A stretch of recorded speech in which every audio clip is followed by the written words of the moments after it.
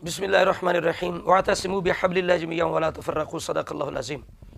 आज मैं बिलख़ुसूस मुफ्ती तारिक मसूद और बिलअमूम तमाम देवबंदी हज़रात के लिए एक और तोहफ़ा लाया हूँ तारिक जमील साहब की तरफ से, और इस गरज से कि अल्लाह तबारक व तआला का जो हुक्म है कि अल्लाह की रस्सी को मजबूती से थाम लो और एक जमात हो जाओ, ताकि अरसा दराज से देवबंदी और बरेलवी का जो झगड़ा है ये ख़त्म हो जाए। क्योंकि दिन रात देवबंदी हज़रात जहाँ भी होते हैं अपने माहौल के अंदर ये बरेलवी हज़रात आले सुन्नत जो हैं उनसे ये झगड़ा करते हैं, तफरीक़ा इंतशार करते रहते हैं। मसला नूरानियत पर, मसला हाज़िर नाज़िर, मसला इल्म गैब पर, मिलाद मुस्तफ़ा, दीगर इस तरह के जो मामलात हैं, मसाइल हैं उन पर, और अहले सुन्नत बरेलवी को ये मुशरिक और बिदअती कहते रहते हैं। तो मैं यही दावत देने लगा हूँ कि खुदा के लिए एक दीन जो है वो अपनाओ और फतवा एक जैसा रखो। ये नहीं कि हमारे लिए और फतवे हैं और अपने लिए और फतवे हैं। अब मैंने जिस तरह मुफ्ती तारिक मसूद साहब के जवाब में वो इनके घर से गवाहियाँ पेश की, उन्होंने कहा कि ये बरेलवियों के पीछे नमाज नहीं होती क्योंकि ये मुशरिक हैं, ये रसूलुल्लाह को हाज़िर नाज़िर और मुश्किल कुशा मानते हैं।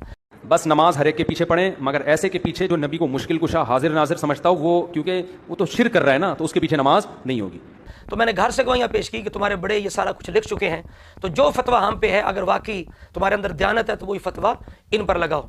इसी तरह मैंने तारिक जमील साहब की बात पेश की कि ये जनाजे के बाद दुआ भी मांगते हैं और ख़त्म कुल भी हुआ।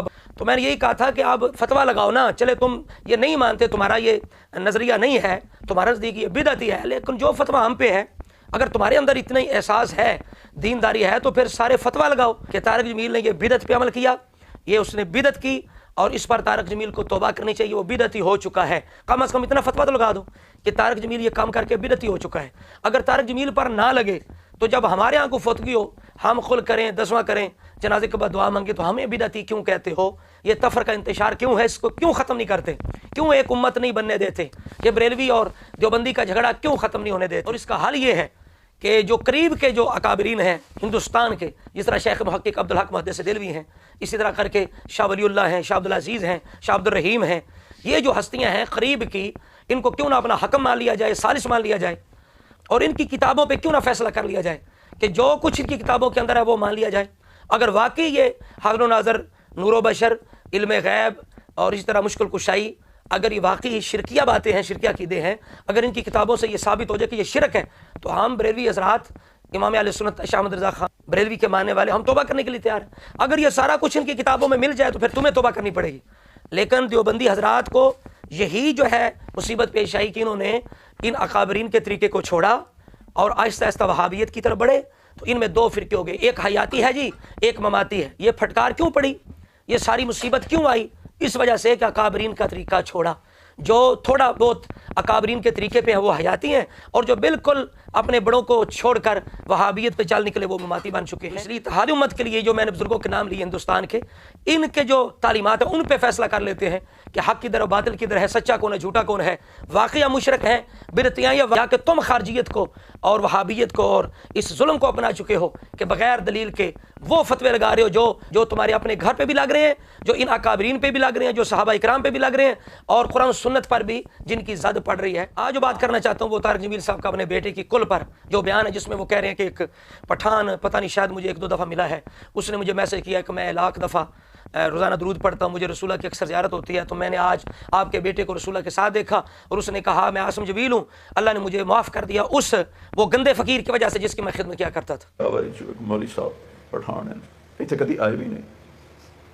एक बारी मेरी मुलाकात उन्होंने किदां की थी, उन्होंने मैसेज आया कि मौलाना साहब मेरी आदत है मैं रोज़ाना 1 लाख दफ़ा दरूद शरीफ पढ़ना, तो मैनू बहुत ज़्यादा अल्लाह के नबी का दीदार होंदा, तो मैं उन्होंने नहीं पता मेरे पुत्र का नाम आसिम जमील, उन्हें नहीं पता मेरा की ख़ानदानी बैकग्राउंड, गरीब जो मौलवी साहब है, पेशावर चलाता। कहते मौलाना साहब मैं ख्वाब वेख्या है अल्लाह के नबी के नाल आसिम जमील खलोता है, कहता मेरे बाबा नूं दस दे, वो पागल की खिदमत की वजह तो अल्लाह मैनू माफ़ कर, मेरे सारे गुनाह माफ़ कर, मैनू अपना उस दीदार करवा दे, उस पागल की वजह से मैनू अपना दीदार। आप अंदाज़ा लगाएं, पहले तो तारिक जमील जैसा बंदा, आम एक बंदा जो है जिसको जानती नहीं, जिसके साथ कोई तल्लक नहीं, उसका मैसेज कैसे सुन सकते हैं? उसका मैसेज कैसे सुन सकते हैं? कैसे आ सकता है?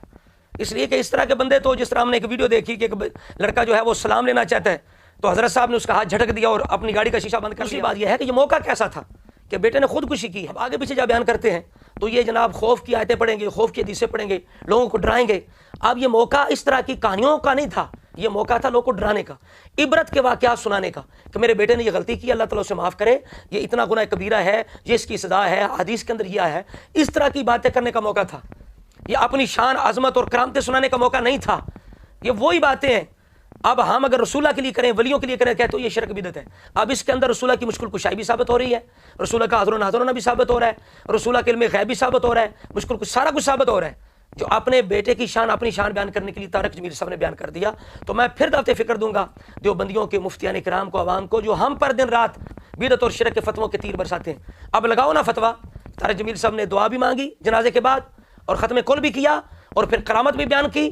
تو کس طرح یہ کہانی بنائے گی؟ اور اس کو جوڑا گیا جنازے کی بات کے ساتھ. جنازے میں کہہ رہے تھے کہ میرا بیٹا ایک گندا فقیر ہے, اس سے محبت کرتا تھا.